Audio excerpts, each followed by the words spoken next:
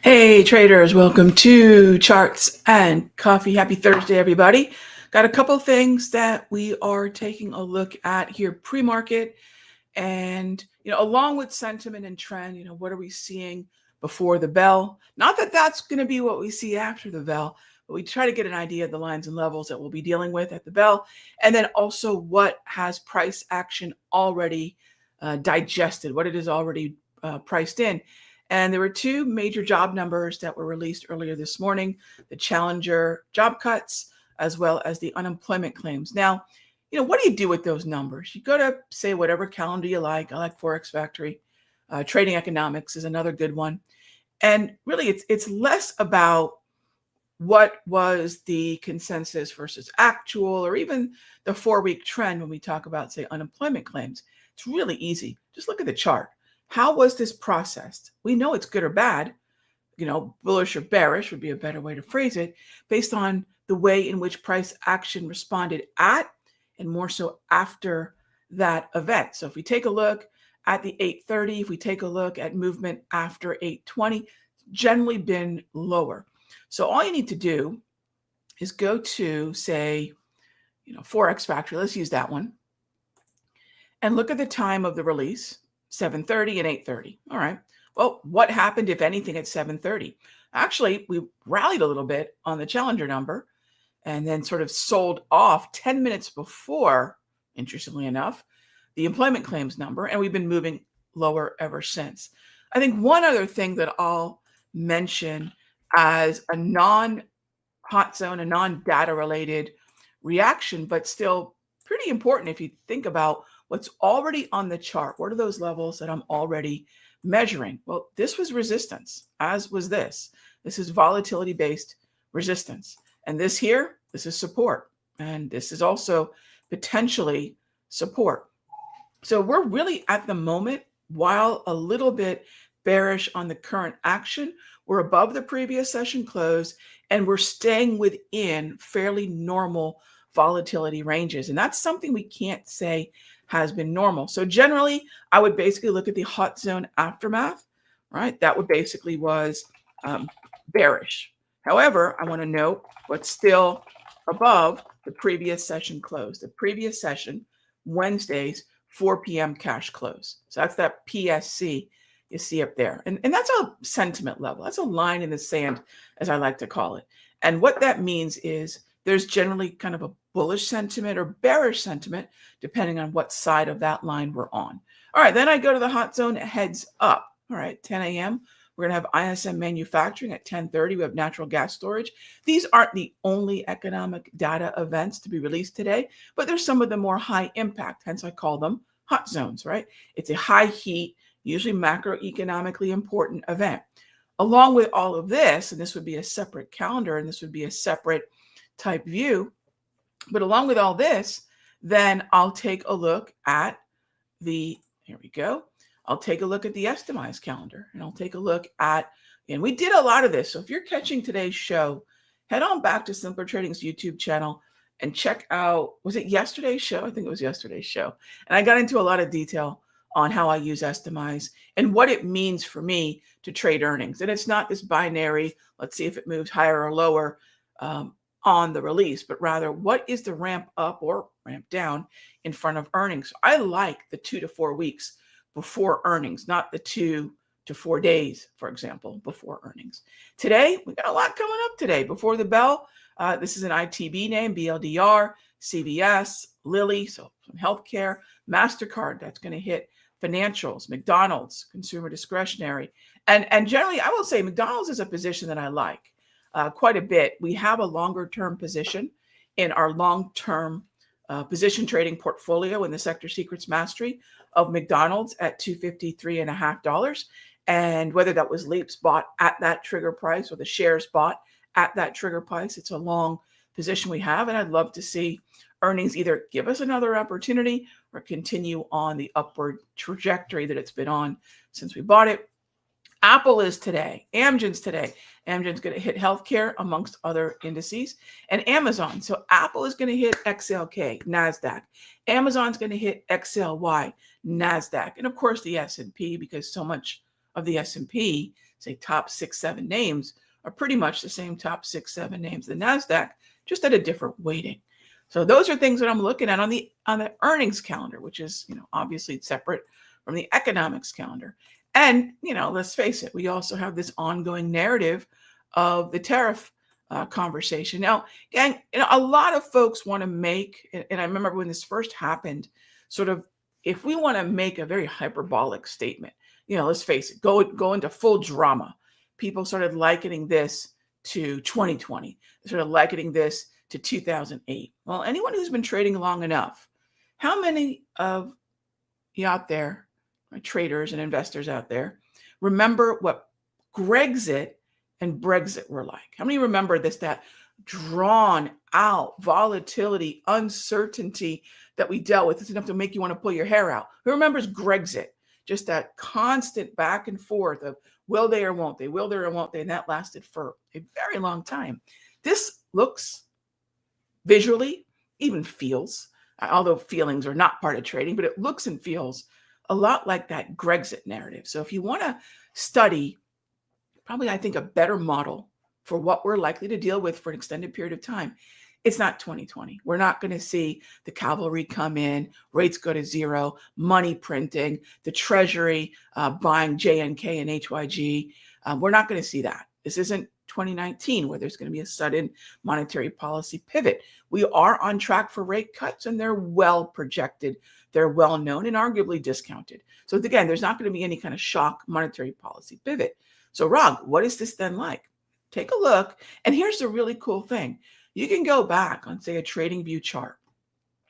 Let me pull this up here. You can go back on a TradingView chart, weekly time frame, daily time frame, whatever that time frame is that you tend to put your longer term overnight trades on, and rewind back to that period in time. Rewind back to those really intense, I'd say 6 to 10 or 12 months where Grexit was the constant narrative, and replay it, say on a TradingView, because they have this awesome replay feature. Replay it candle by candle in different names, in the broader averages, in bonds, in the US dollar, etc. And it's the best thing to being there, right? So next best thing. How many of you are sports fans, right? It's like a quarterback sitting down and watching film. We know the best ones do, right? So if we want to watch film in our world, we're going to go into, say, DVR mode on TradingView or whatever platform you like. You can use the Think Back, but I like on Toss, but I like the TradingView. It's really quick and seamless. And replay that period in time. I think if you do that, say over the weekend, you're going to find, wow, okay, this isn't 08, right? This isn't 2020. This isn't 2019. This is really that Grexit type, ongoing badgering type narrative that just won't settle. That's okay. We've seen it before. It's a different version of it, but we've seen that kind of stuff before. And you can look back on what the uncertainty did to the US dollar, to the gold market, to bonds, to notes, and really easy way to understand that. Heck, even do it with the VIX. So those are things I would say the model that I'm using to manage right now is that Grexit model, that Grexit psychology. All right, so back to what we're dealing with here today. Peak panic hit on 4/7, on April 7. That was when all the, oh my gosh, hit. And we had moments like that during the Grexit too. They're going to leave. No, they're going to stay. They're going to, and for those of you who don't know what Grexit is, this is when Greece was thinking about leaving the European Union. And the concern was this would sort of be the first of many exodus from this European Union. That was their concern. And go figure, the UK did. But, this was that period of time.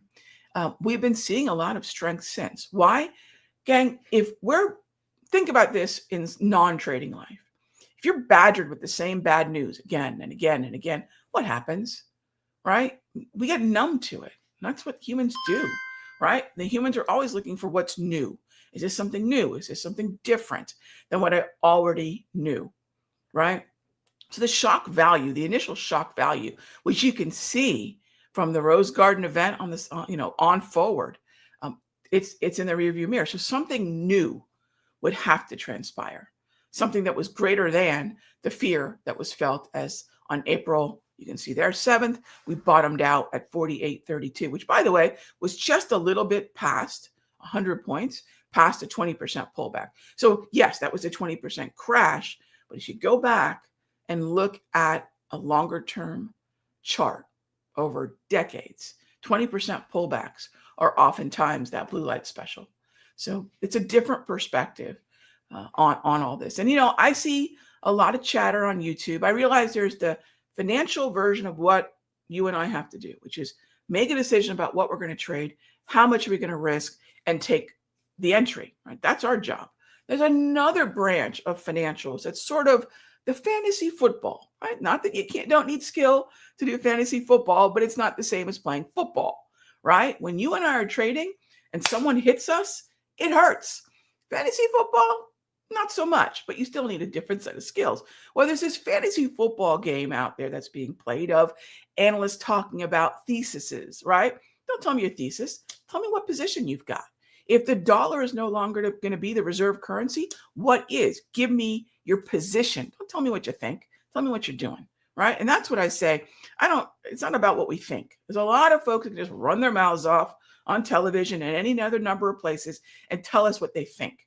Tell me what you're doing, right? So that's why at the end of every day, I send out to the mastery members, hey, this is what we're in. And what are we in? We've probably put on more longer term position trades in the last 4 months than I did probably equal to or more than last year. Wow, we're long SPY, we're long Walmart, Coke, Altria, Communications. We got long Church and Dwight. I mean, we're long a number of things. Not that they're going to be moving up immediately. They're not short-term trades. They're longer-term time horizons, 6 months to multiple years. Please don't forget that part of your trading life. To me, that is part of my trading life. I use the skills as a trader, the timing, the tools to put together these portfolios with a multi-year time horizon. That's different from, hey, what's Walmart going to do for the next, between now and expiration? We've got a long position in Walmart that continues to perform. We've got a long position in Kroger that continues to perform, right? We're going to see some volatility along the way, but this is a time horizon of days to weeks, maybe a month, right? And so when we look at, yeah, exactly, Eddie, you got to walk the talk. And what's funny, Eddie, and you're so right. You just got to walk the walk. If someone wants to know, Rog, what do you think? Look at my positions. Long calls Kroger, long calls Walmart. I'm sort of circumnavigating around all those high impact releases of this week. Does Kroger care about Apple? Not really. Does Walmart care about Amazon? Maybe, but not really. So those are things that this week is really like no other in every earnings season, where you've got 4 of your Mag 7s reporting, along with things like high impact healthcare, high impact energy. I'll avoid those for now, right? And then I'll look at how I can trade around that narrative until next week, and then maybe those stocks are back in play. So those are things that I'm doing right now. So I shouldn't ever have to say I'm bullish. You're going to look at my book and go, yeah, Raghee's bullish. She's buying things for the longer term. She's long calls in the bulk of her swing trading book. In fact, I'll even say this: my puts, the few that I put on, there's much fewer now than I could before put on puts, and they did not perform nearly anywhere as well as the long calls in the environment, because we picked things that money was flowing into when there was fear elsewhere, right? And that is a line, I will say, for as much as folks bash him, he has the greatest opening line of a show for financials. There's a bull market somewhere, and I'm here to help you find it, I think is what he says. I'm talking about Jim Cramer. I love that line because it's true. It reminds us that money doesn't go into the mattress, and it doesn't always need to be short-term, and it doesn't always need to be long-term. That's our job as traders to sort out. So that's kind of where I'm at right now. And then when I step back and look at the ES, I've got green candles on that daily time frame. I've got green candles on the 1 hour. These are not Japanese candlestick green candles. These are green candles that measure participation and price. When they go green, I'm not even allowed to buy puts on those time frames. Doesn't mean that I may not be able to do it as a day trader, but as a short-term and longer-term swing trader, not even allowed. What else do we have here? Let's take a look at what's going on with bonds. I like the long bond idea. And for the first time in a long time, I've got my fifth yellow candle, which means I now have a more convincing um, view via data, participation price, of a more neutral bond market. I'm not going to buy calls with red candles, but I can start to look at puts or calls, probably calls, when I'm looking at the string of yellow. Once I get green, it's long calls only. And, are neutral markets really the best to trade? Not necessarily.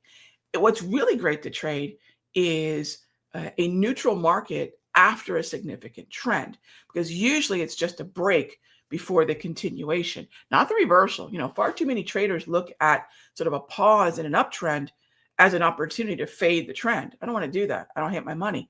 But oftentimes it's as if, you're going for a long run and you just need to, sit down for a sec, take a break, and then you're going to go on in that direction. And that's most often the psychological reaction. If we can, rewire our brains to say continuation is more likely than reversal, right? Resuming the trend is far more likely than reversing it. We're going to be on the best side of that directional bias more often than not.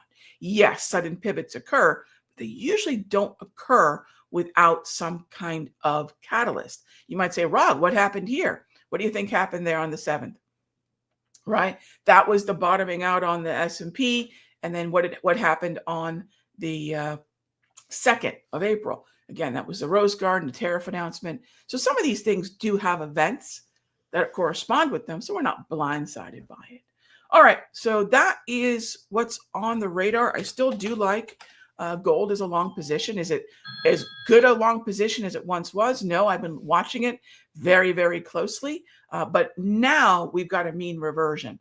And even though it's still very high volatility, this might be something interesting to keep an eye on. I've been wanting gold. I've been watching gold. I've been waiting for the volatility to calm down. We still don't have that, but we're getting a pretty interesting view of maybe some Darvis support and a mean reversion. Today might be an interesting day for some long gold, and I'll look at correspondingly some gold miners. Those are going to be swing trades, not necessarily day trades. Notice the patience, gang. I'm not buying. Here's the worst thing you can do. Buy on the surge on the 24th. Buy on the surge at the 28th. That's the worst thing you can do. If something is bullish and you expect continuation, let it go on sale. This might be the sale finally after quite a few. It's been a minute since we've been in gold. We closed out our last batch of gold trades on OpX, the GLD calls. This might be today, shaping up to be another day for entry. So be patient, gang. I think most of the time traders optimize for, oh my gosh, I don't want to miss this. Maybe optimize for, what is this going to cost me if I'm wrong? And that's very much the ethos of the Sector Secrets Mastery. The idea is to grow an account, any size account, not with a large account mindset or a medium-sized account mindset or even a small account mindset, but rather what is a scalable mindset that can be applied to any size account, 10,000, 110,000, $1 million account. How do I scale in and scale out? Remembering that my position sizing and my risk is calibrated to my account size. So what's the big difference? I might buy 60 calls. Another one of our members might buy 6 because the account sizes are different, right? Every now and then we have members in our room that are trading larger than I am, and they might trade 80 calls, whatever it is. But we're all using the same trigger. We're all using the same percentage risk to the account, and we're just changing the number of contracts that we're buying. So keep that in mind. This is a very tradable environment.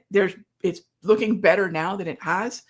Say the first 2 weeks of April. The second 2 weeks of April have been excellent. This has been a good positive as I'm going into May with you all. April was an excellent positive month, mostly, frankly, on the back of gold. But really, we're looking at a double in a couple other nice swings that we've got on. A couple small losers, cut the losers, let the winners run, and let's see what May brings us. All right, gang. As always, thank you so much for being here for Charts and Coffee, and I'll see you tomorrow. Same time, same station.